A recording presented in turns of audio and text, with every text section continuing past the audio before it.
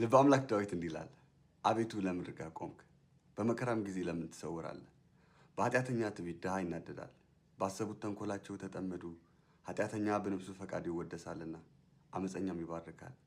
ኃጢአተኛ እግዚአብሔርን አበሳጨው፣ እንደ ቁጣውን ብዛት አይመራመረውም። በእርሱ ፊት እግዚአብሔር የለም። መንገዱ ሁሉ የረከሰ ነው፣ ፍርድህም በፊቱ የፈረሰ ነው። ጠላቶቹንም ሁሉ ይገዛቸዋል። በልቡ ይላል፣ ለልጅ ልጅ አልታወቅም፣ ክፉም አያገኘኝም።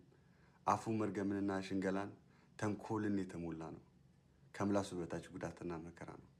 በመንደሮች መሸመቂያ ይቀመጣል፣ ንጹሐንን በስውር ይገድል ዘንድ። ዓይኖቹንም ወደ ድሃ ይመለከታሉ። እንደ አንበሳ በሽፍግ ዱር በስውር ይሸመቃል። ድሃውን ለመንጠቅ ያደባል፣ ድሃውን ነጥቀዋል፣ በአሽክላውም ይስበዋል። ድሃ ይዋረዳል፣ ይጎብጣል፣ በኃያላኑም እጅ ይወድቃል። በልቡ ይላል፣ እግዚአብሔር ረስቶኛል፣ ፈጽሞም እንዳያይ ፊቱን ሰወረ። አቤቱ አምላኬ ሆይ ተነስ፣ እጅህም ከፍ ከፍ ትበል፣ ድሆችን አትርሳ። ኃጢአተኛ ስለምን እግዚአብሔርን አስቆጣው? በልቡ አይመራመረኝም ይላልና።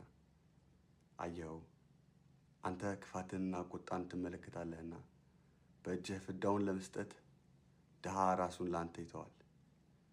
ለድሃ አደግም ረዳቱ አንተ ነህ።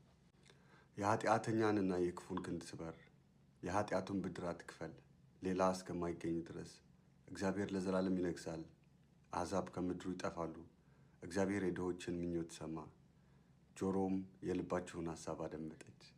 ፍርዱ ለድሃ አደግና ለችግረኞች ይደረግ ዘንድ ሰዎች በምድር ላይ አፋቸው ከፍ ከፍ ማድረግ እንዳይደግሙ። እግዚአብሔር የተመሰገነ ይሁን። መልካም ቀን ይሁንላችሁ።